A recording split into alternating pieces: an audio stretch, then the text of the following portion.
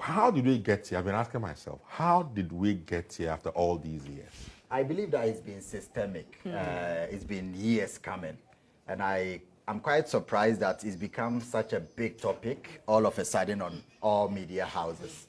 Because for yourself, for everybody who is interested in a topic as critical as this, we've been discussing this over years. We have 5 major stadia.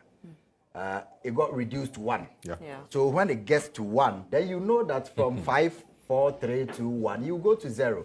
It's just like a graph. So we knew that this thing has been coming. And I think CAF has been very charitable with Ghana because of obviously legacy-wise and the kind of traction and mileage we bring to the competition. But it is not embarrassing to me because I knew that playing on the surface, as bad and deplorable as it was more embarrassing than being banned. But of course, we did not need to even play the Angola game. Right. So there was no short space of time. I think that we should have been banned long before the Angola game. This thing to me looks like it was deliberate. And I'm beginning to think that it's been orchestrated by people to get us out of the country so they can benefit in one way or the other. Because look, the manner in which we have managed the stadium, even if we could not have played the Angola game based on factors such as weather, I would have understood. But we deliberately allowed an event on the field with 17 days to the game. That's why I think it's deliberate. We allowed an event with more than 40,000 people in the stadium, with cars being driven on the pitch, with chairs, broken bottles. One of the players got cut by a broken bottle during training. And these things authorities have tried to hide. It affected the player of the Black Stars, or a player of the Black Stars was cut whilst training. Ahead of the Angolan game. No, before that, there was a game against Central African Republic. The FIFA World Cup qualifiers. And so the same activity was there on the field when we allowed a church service to hold to be held on the field, 17 games. And we all knew that even if you are going to be miraculous enough to get the pitch to the standard that you want, 17 days was not enough. But we allowed the event to go on the field. And we were told, I understand it was on your show, that the National Sports Authority, my own big brother, said the journalists who were posting pictures of the stadium were traitors and nations. They were quoting CAF and FIFA to ban Ghana. Because CAF, they are not blind. They see. They've banned Niger. They are not blaming journalists. They banned Zimbabwe. They are not blaming journalists. It's only in Ghana that these authorities are so disrespectful that journalists doing their jobs become nation wreckers. But these corrupt people, obviously corrupt people, want to taint journalists. They turn it around to blame journalists. To blame journalists. For portraying what is on the ground. Ordinarily, when there is a football game in England or anywhere in a proper jurisdiction, it is not for journalists to discuss the nature of the field. We will be discussing the formation, players who are fit. But because of the deliberate parts being played by our authorities, officials, the deliberate attempt to destroy the country with corrupt action. You cannot define this in any manner. That's why we don't need to be charitable. If you are not corrupt enough, and if you are not somebody who wants to disrespect journalists, why would you think that reporting about the poor nature of the field is bad or evil, but not doing your job by putting the field in a state, correct state, is good? So that's the point I want to draw. He's my brother, the National Sports Authority Director, but that was a very poor statement to make because the pitch is not something in isolation. Absolutely. It is not a classified document. It is something that's being captured on camera. So if a journalist sees that the pitch is poor, reports it, and you say that the report is the one that is supposed to attract the eyeballs of CAF to ban us, now they've banned us. Who was responsible? Is it the journalist who sent the pictures or Pate, the captain of your national team who complained or Andre Ayew? We don't step on the field. Absolutely. The players went there, felt. So for your national football captain to come and complain about the nature of your national football stadium, it's only in Ghana that we have witches camp, but we don't have a national team camp. So there are things that you would never understand. That a country like Ghana, if they ban Chad, Central African Republic, Guinea-Bissau, Niger, you understand the political upheaval and the lack of stability in the country. But for a country that is a founding member of CAF, a country that was on the top pedestal of African football, previous winner, four-time African champions, to be banned from hosting a football game in the country, not because of war, but because authorities in the country have taken lip service as the highest form of education and profession. Now, we've been banned, and we understand what will be the source of benefits that these officials have deliberately sent us there. Because the states, taxpayers, how much it cost us. So this is the most important point. Okay. We could have spent $200,000. That will be outrageous or bloated to fix Baba Yara.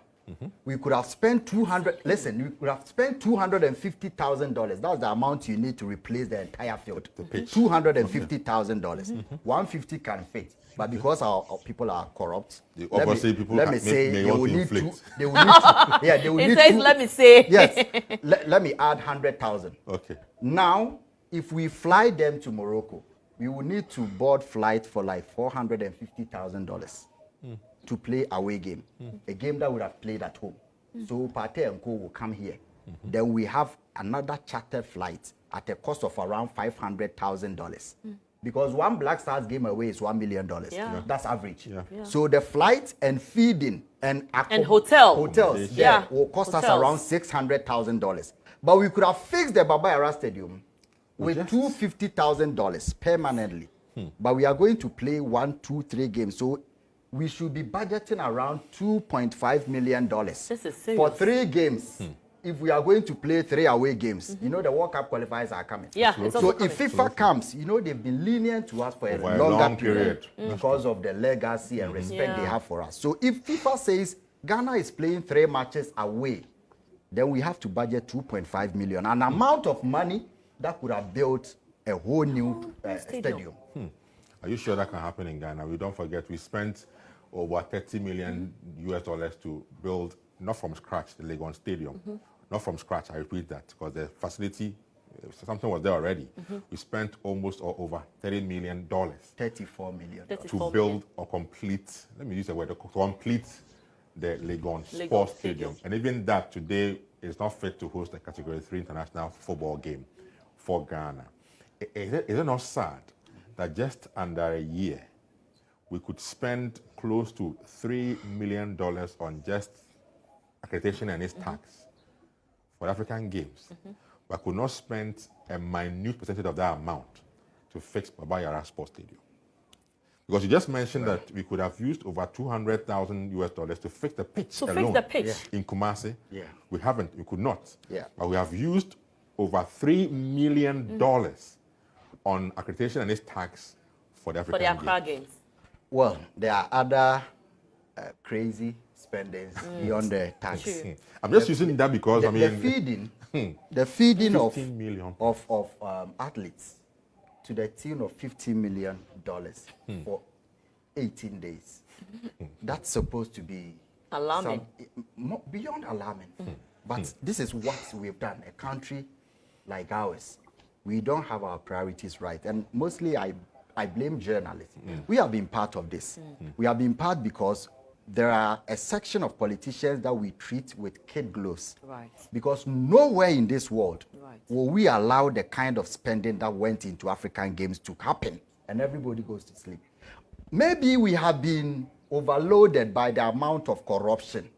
So we tackle this today, and tomorrow there is even a bigger scandal than the one that happened yesterday. Because the African Game is clearly a big scandal upon us. The multi-purpose sports complexes that we spent over $50 million on the 16 complexes or 10 complexes. 10 regions then. The 10 regions then. It's still in the bush. Yeah, absolutely. Nobody is talking about it. So the politicians will profess and say, we have put in this amount of money. You, the journalists, will go on the grounds and see that there is nothing there. So they fix the road, but you go and the road is not fixed. We come back to sleep. We have been treating them with kid gloves, forgetting that this is the money that could have gone into other profitable and other prioritized ventures of the society. People are not even understanding the context that I want to put this, that we have sat here not having money to fix Baba Yara with $250,000. Now we can fly the players in have one that day money. for We'll do $500,000. it. Obviously, we'll do it. It is not money from anybody's pocket. is from us. It It's is from the our taxpayer, money. our money. If you have a representative in government and you say, use this money to the benefit of the general masses, then they say they don't have money to fix the field for students and national teams to play. But they have money in one Fly day them out. to fly them, pay plane tickets, obviously so they can bloat the ticket prices and get their share. You Right. cannot look into the thinking of these leaders and call them honorable people. I think it's an embarrassment, not for me, not for you, but it's an embarrassment for whoever calls himself a leader. Overlooking, I mean, if you are a sane person, you should not let me come on TV and tell you that what has transpired over the years leading to this embarrassment on the country should be something that should be overlooked. Now,